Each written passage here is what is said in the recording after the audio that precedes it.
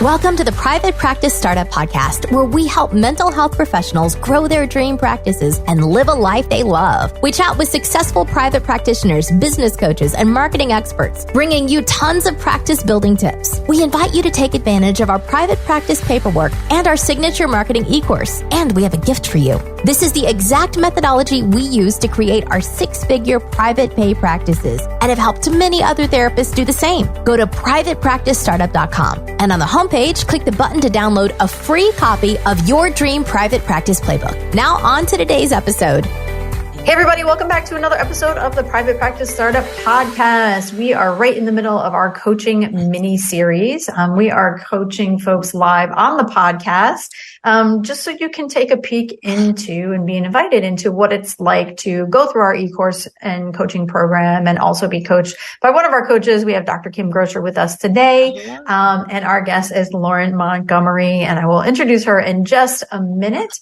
Today, we're going to be diving into the question about how do I take my solo practice website and make it into a group practice website. So that's what we'll be tackling today on our podcast. Let me tell you a little bit about our guest. Lauryn Montgomery is a licensed mental health counselor and owner of Bloom Counseling Services. Lauryn, she specializes in children, teens, and emerging adults. She loves her family, her team, and her clients. Her favorite food is cheese, and favorite movie is The Princess Bride. Welcome, Lauryn.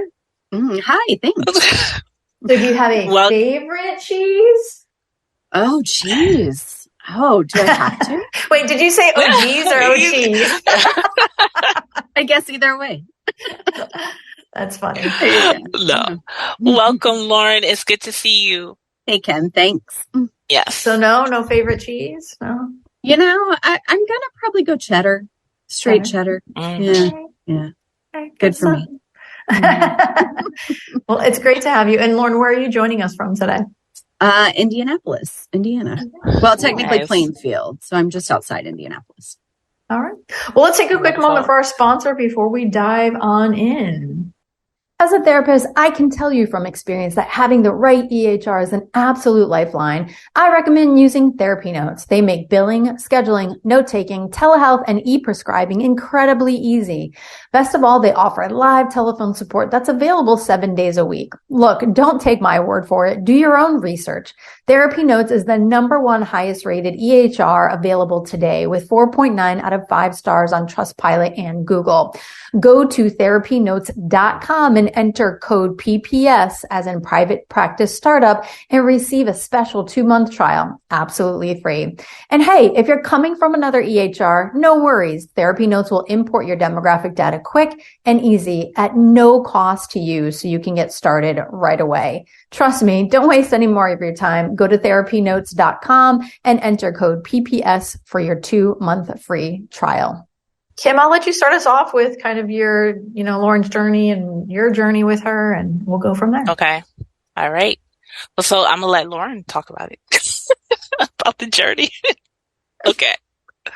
You delegated it to me. Which you've been doing, which you've been working on. Yes. Mm-hmm. All right. Oh, start talking about it now. Yeah, tell us a little bit about your journey into therapy and private practice and coaching. Yeah. Sure. Therapy is actually my second career. I was a teacher before this, high school social studies. Woohoo! Awesome. So I've always wanted to work with teenagers.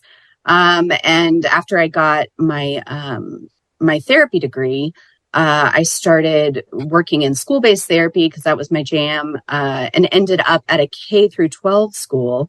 Had no idea what to do with littles, and started growing in that area. And so I really love the whole lifespan, piece of that. Well, not the whole lifespan, I guess, but the whole growing up piece. For kids. So, in 2020, I started my own private practice, really for more flexibility and more control over the care that I was giving and providing, and the ability to specialize more. So I started my own private practice in 2020, working specifically with kids, teens, young adults. And I brought on a couple therapists over the past year. So I've transitioned to a group practice, which I really love. I missed the community, having colleagues close by, and private practice can be really isolating. So I love having a team and trying to be the kind of supervisor I needed, when I was younger. So that's where I'm at. And with that new team, kind of this transition from solo practice to group practice has been challenging in a lot of different ways. A big piece of that is, when you get your degree in mental health counseling, it doesn't come with a business degree. So doing that business piece, and, now I'm responsible for other people's livelihood, not just mine, and trying to build this practice in a way that is sustainable for all of us, so we can keep doing these things that we love. So yeah, Awesome. that's what brought me to the private practice startup. And Kim and I have been working on that transition, specifically, my role as the owner and the leader of the practice, and what do I delegate? What is mine? How do I let go of some things? How do I take risks? Great. So that's kind of where we're at. And what led you into coaching? What made you decide to do coaching? So I love supervision in clinical work. And I love feedback, and I have lots and lots and lots of questions.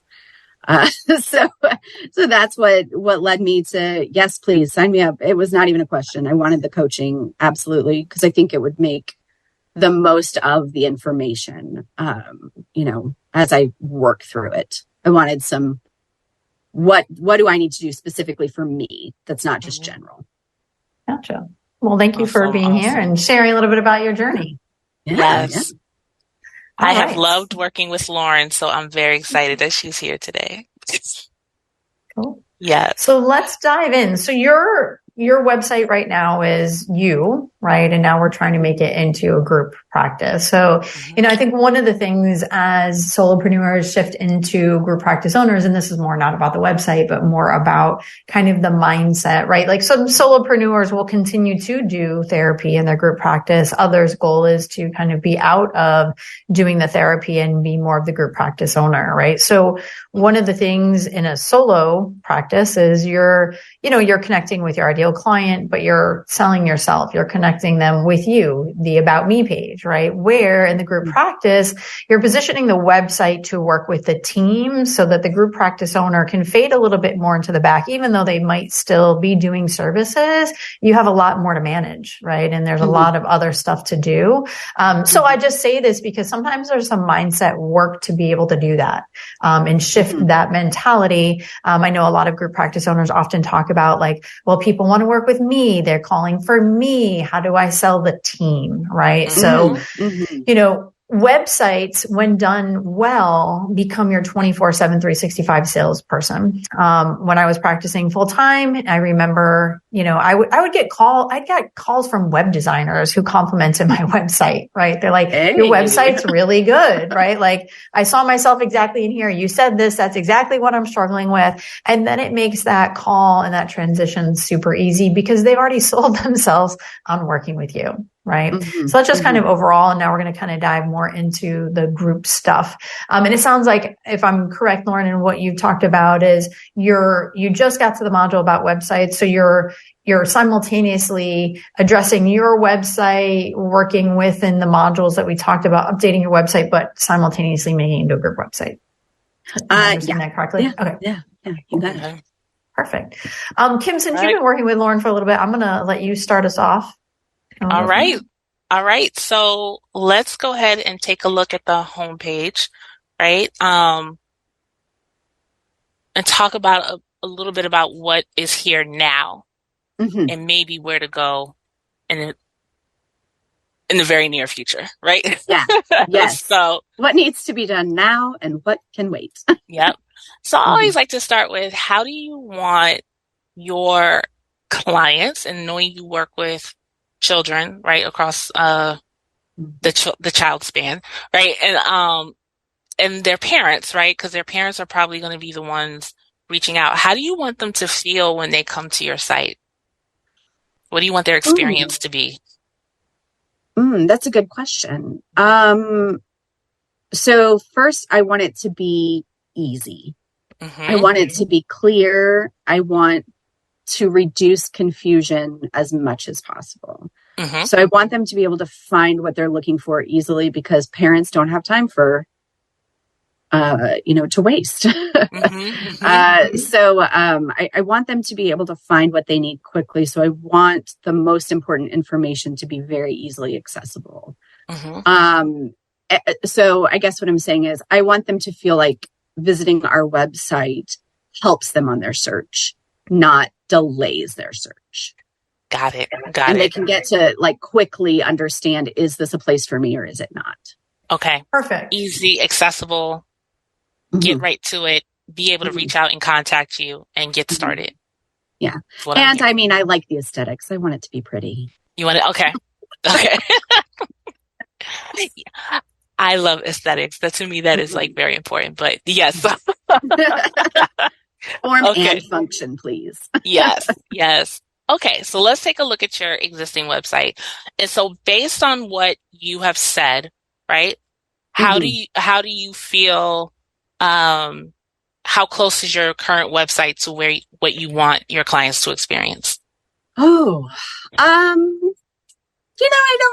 would say we're not horrible.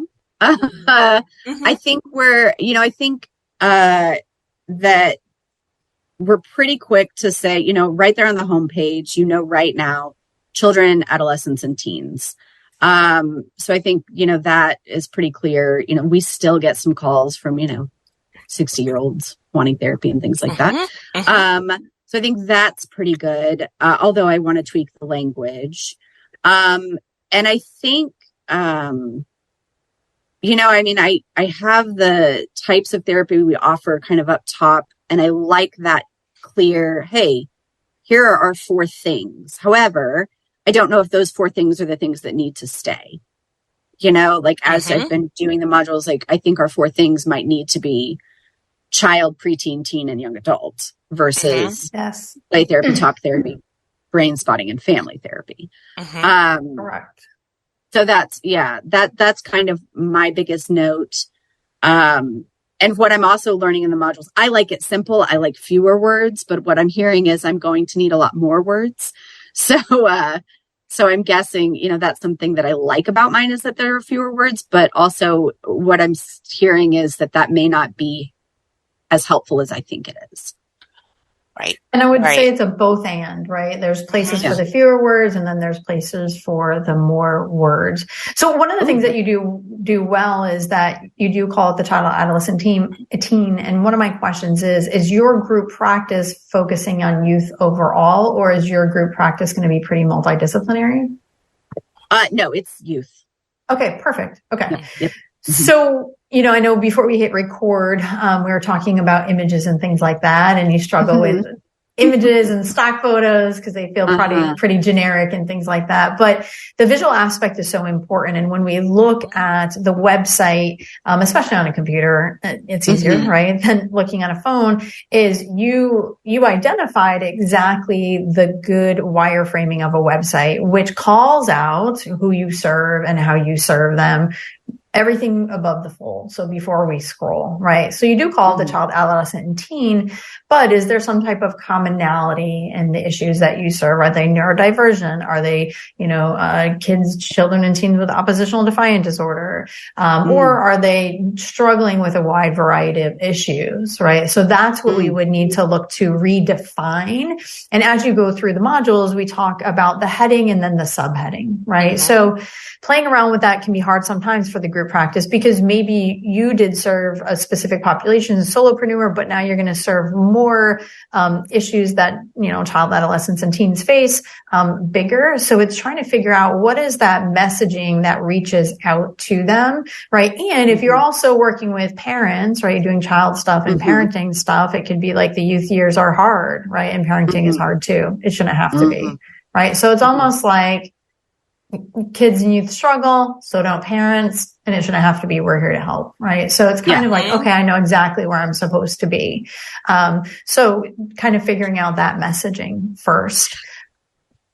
So what I'm kind of hearing is like on this landing page, how I have, laid out right there, almost like we do in the Psychology Today profile for the first 3 sentences, really hooking, like adjusting my sections to be each age group. But then in those first 3 sentences, I can be more specific. Like, right now I have, I think, 1 sentence under there, but that could be where you kind of nail that more specific piece, like Katie mentioned, like neurodivergence, or which we do have clients, with neurodivergence, or, adoption, or, whatever. Right. And also too, right now, like you have the Bloom Counseling Services logo that would become more on the top left, right near your toolbar. And there would be some type of picture here really showing the outcome of what it's like to work with you all, right? Usually the pain point pictures is we put that through the rest of the website, but really showing the hopefulness that it would be to work with you all. Like happy, smiling family. Yeah, exactly. That's one option.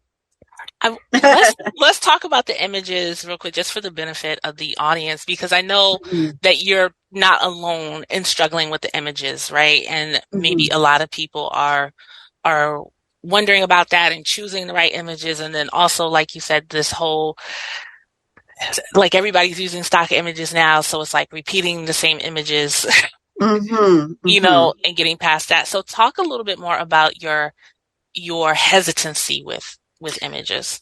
Yeah, sure. So I think it's just because when I see them on a site, it feels inauthentic and fake to me, because I'm like, you're not posting pictures of your actual clients because that's illegal. So, who are these random people? It feels very inauthentic to me. And almost trendy. Like I see when I go to most therapist websites, that's what I see is, there's the guy and he's like standing triumphantly, or in nature, these different things. And I just, whenever I talked about how I want things to feel a little like very quickly, you're going to know if you need, give me the information, give me it quickly, give me what I need. And I feel like the pictures just, I don't know. I get distracted by them and irritated. So, that's why I really resist stock photos. And I know you and I talked a little more about possibly using symbols or even, illustrations. And I'm a little more open to that. But yeah, man, I'll do them if I have to. Yeah. I think with the website, it's a balance, right? Because we definitely want it to be something that we connect to and that we're proud of. And also it needs to connect with our clients. Yeah. Right. And so there might be some choices we make that maybe we're not in love with, which is okay. Definitely don't want to move towards being totally inauthentic and where it doesn't feel like you at all. Right. But also where it can grab them. Right. Yeah. Because images help to tell a lot of the story.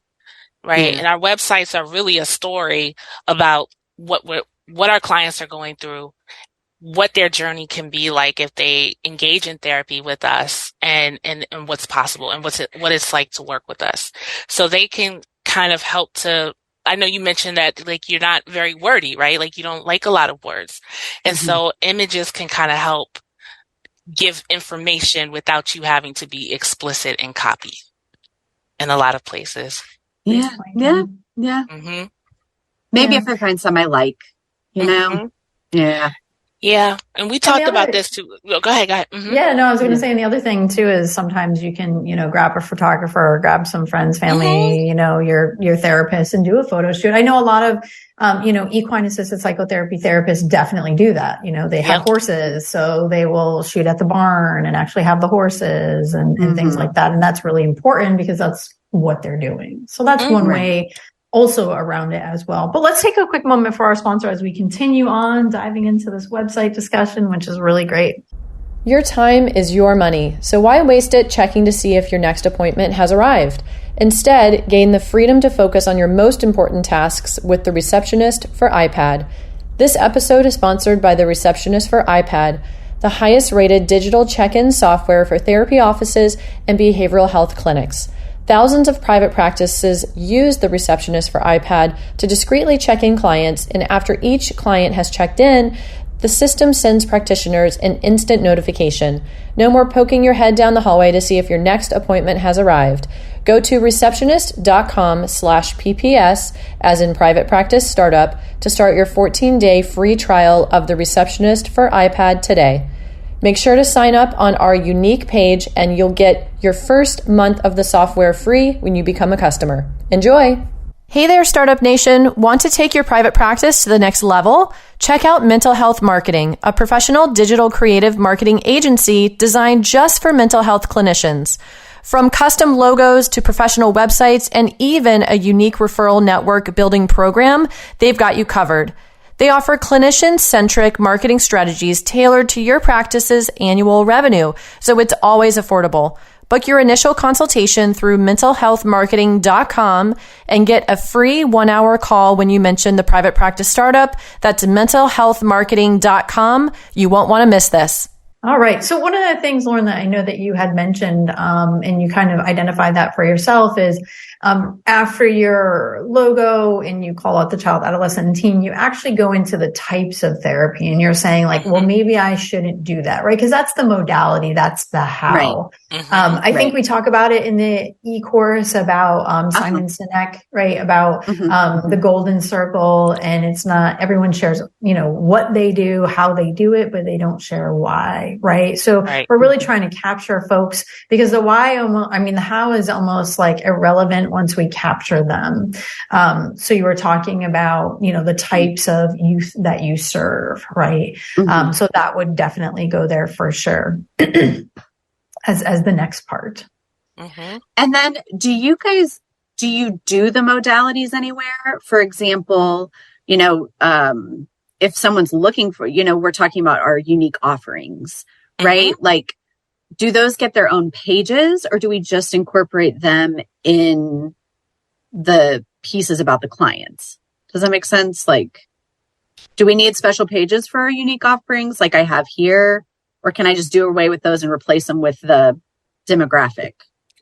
I'll be interested to what you have to say, Katie, and then I'll chime in. Because see if we're on the same page. So one of the things that you'll definitely have to work on is the specialty pages, right? And so, it could be, anxiety counseling for teens. So you're going to have, because remember, the way that people are finding you is through Google, right? So, they're searching teen therapy for my anxious teen or depressed teen or something like that, which will then lead to your page. Then within the structure of your page, right, and that specialty page, based on the type of, issue and or age of the child, I would then in there say, brain spot. Like I think you have here, like talk therapy, usually best for ages 12 and older, uses, primary communication, right? Play therapy for any age uses play as primary communication. So then I think in your specialty page, you can list out the different types of therapeutic modalities. Within that, talk a little bit about them, and just kind of share what is best for what age group or which issue they might be coming with. Gotcha. So Katie, what I'm hearing from you is that when I'm mapping out my specialty pages, do them based on that. Each one is like an ideal client. Each specialty page is like, because we have a few different ideal clients. Correct. So each specialty page is kind of an ideal client. And within that specialty page, talk about those modalities. That's what I would recommend. Kim, what were you thinking? So I agree with that. And also I think for certain specialties, you want to have a page. Right. Because things like cognitive behavioral therapy, people are actually searching for cognitive behavioral therapy. So that might, you might want to have an actual page for that. The brain spotting, right? Right. People are those are real special modalities that people are looking for and calling for, searching for Google, searching on Google for. So you want to have a page there, and they can link to your other pages. Correct. Yeah. Yeah. Yeah. Then you would have a link that they could read more. Gotcha. So like whenever I'm in my, I'm talking about child and, I'm doing all the pain points and the desired scenario, and all that stuff in the specialty page. And I'm talking about our unique offering of play therapy, because there aren't very many therapists in my area that offer play therapy. I'm making play therapy like a hyperlink, and then it links to a actual full page on play therapy. So if you think about your specialties tab at the top, right, of your menu, it will drop down and you'll have one for play therapy, right? And then the play therapy can either link to one of the pages about like your lifespan, child span pages, Right, so like, school age, teenage, however the wording you're using for them. So Gotcha. So it can link there. And then the same thing, like if somebody's on,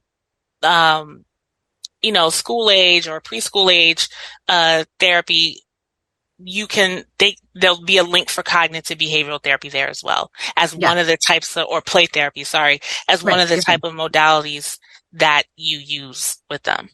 Gotcha. Nope. That makes sense. Makes sense. And I'm wondering too, like, for example, brain spotting, I'm like a verified member, and I'm listed on a brain spotting directory. So, I'm guessing all that links up too. And that's why I would have a special page, because that is like a specialty. Gotcha. So what I would say is that you can definitely reference that. I wouldn't link. So we never want, not never, but this is where we talk about the junk drawer, is that links that are going to move people away from our website would go there. So we wouldn't want you to link your page to the directory. So now they're on the directory and then they're lost and then they're on Facebook and wherever else they are. So I definitely think referencing that, like referencing the certification and things like that, is important.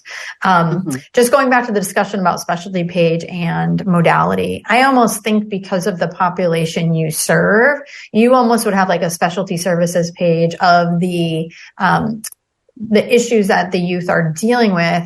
And then even probably a whole page, a drop down for like the therapeutic modalities. Right. And then I got you. Yeah. Because when parents are looking, is they want like education and understanding and what's going to help my teen best. And, this is actually, my teen is depressed. Like that's the primary thing they're dealing with. Okay. This might help. I'm going to call and ask about this. Gotcha. So like one on trauma, one for anxiety, one for self-harm, like that.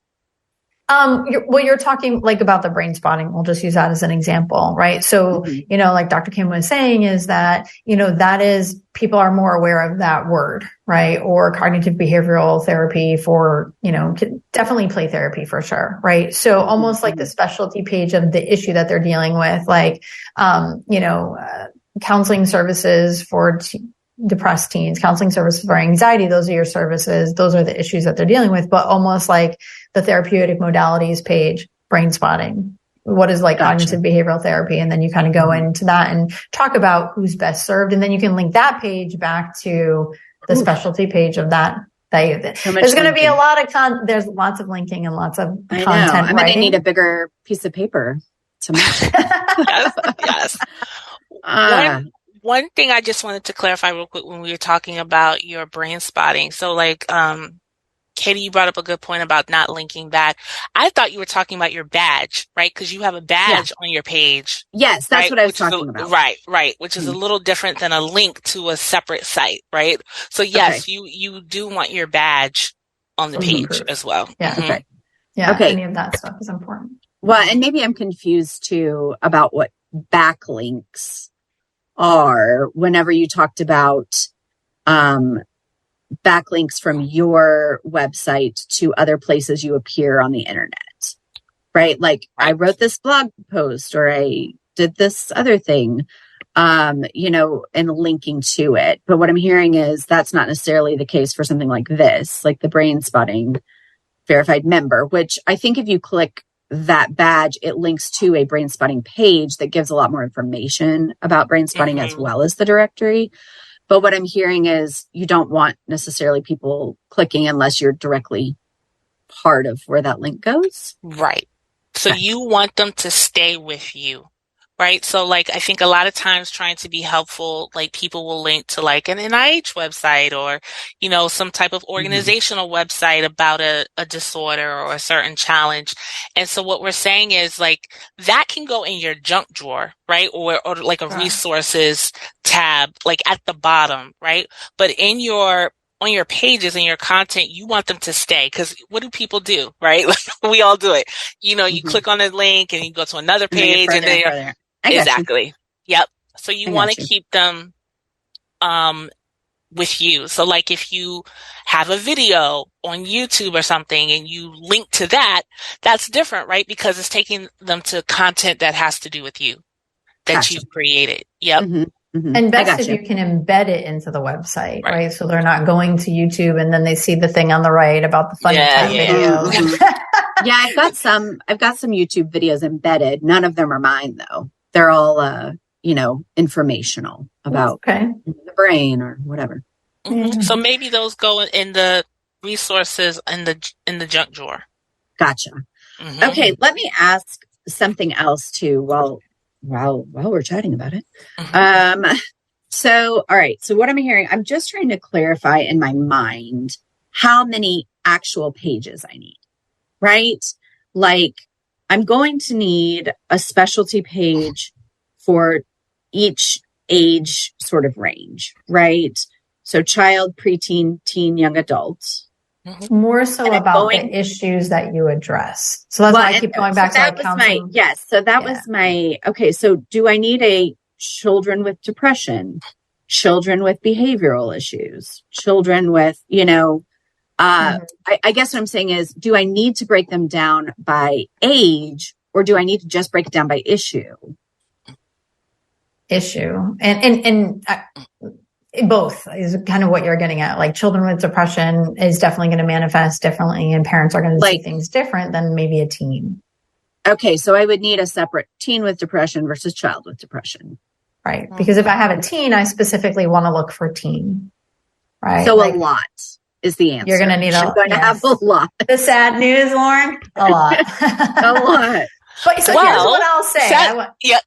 Go ahead, Kim. You're right. I was going to say, it's a lot of work up front. It is, right?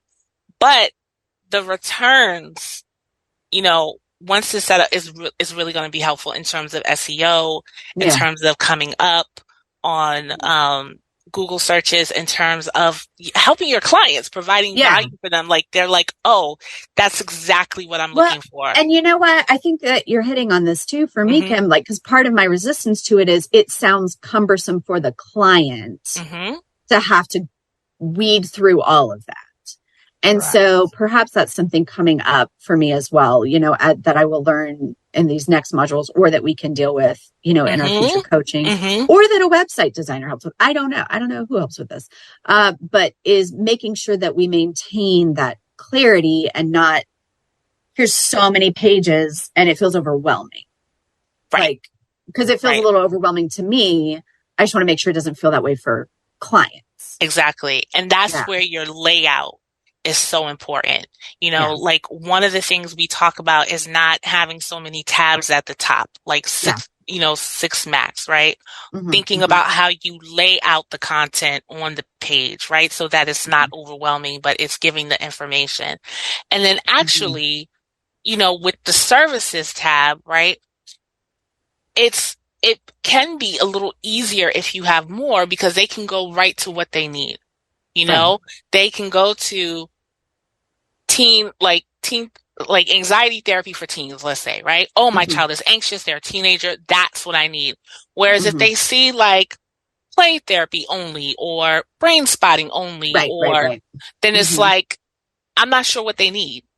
And okay. And then let me ask this too, as we're labeling these pages, I know we're trying to avoid too much clinical jargon. But obviously depression and anxiety are pretty well understood. Is there a line there with, like, for example, if I'm saying trauma, a lot of times there's confusion about what is trauma, what constitutes a trauma, or different things. Is there a line there when I'm labeling these pages of when to use more clinical language and when to use more common language? Or should I always just try to use common language? It's a both and as you get to the structure of the specialty page, it should help you be able to do that. Humans understand story, right? So any stories or analogies, or you're painting the picture of, have you ever wondered if, your child being bullied in 5th grade for several weeks over something, a funny haircut he had, right?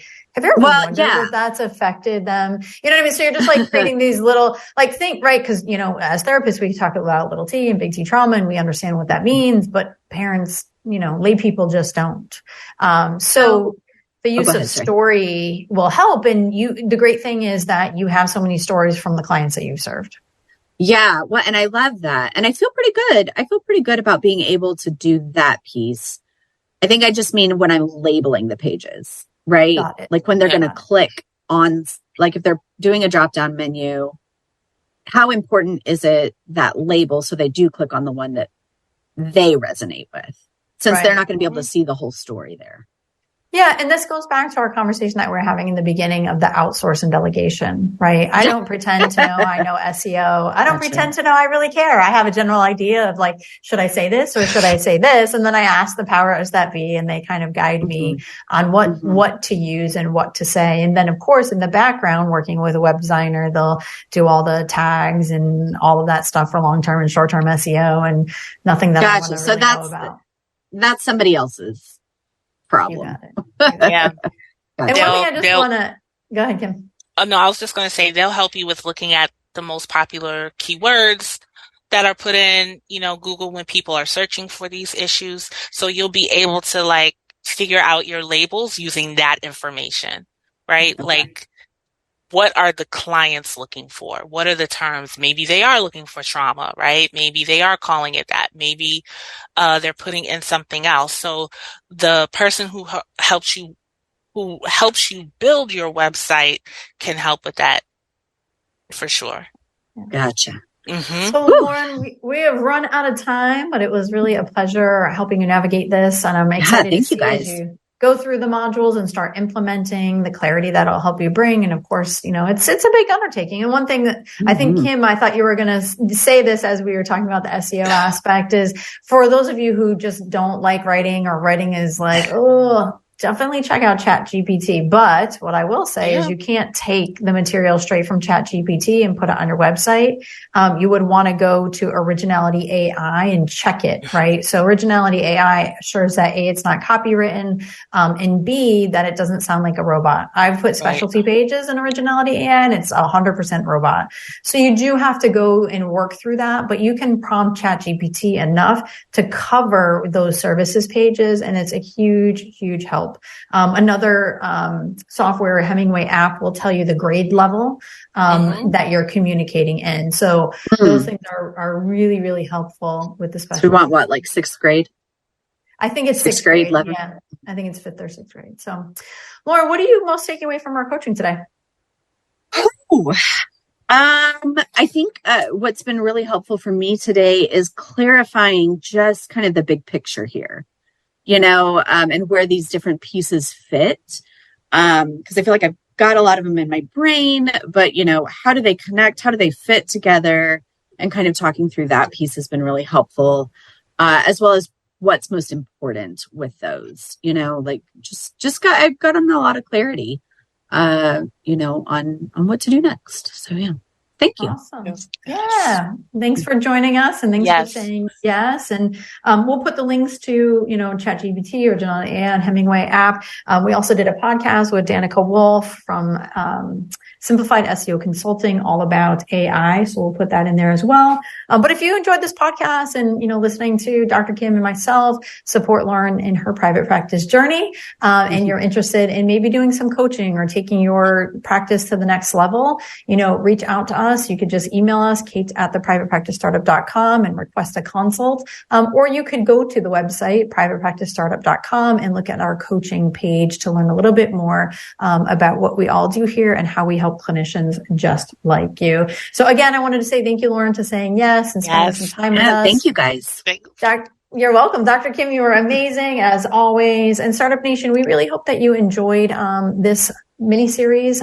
We have 6 mini-series of coaching sessions as well as success stories to really just inspire your private practice journey. And don't forget, we have over 300 plus episodes on our podcast for you to check out. So wherever you love listening to your podcast, we would love for you to subscribe and then rate and review the podcast so we know how we're doing and how we're serving you. And any other suggestions that you have, we're open to it.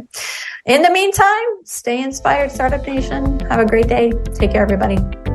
Bye. Bye. Thanks for joining us on The Private Practice Startup. Visit theprivatepracticestartup.com for awesome resources, free trainings, attorney-approved private practice paperwork, and so much more.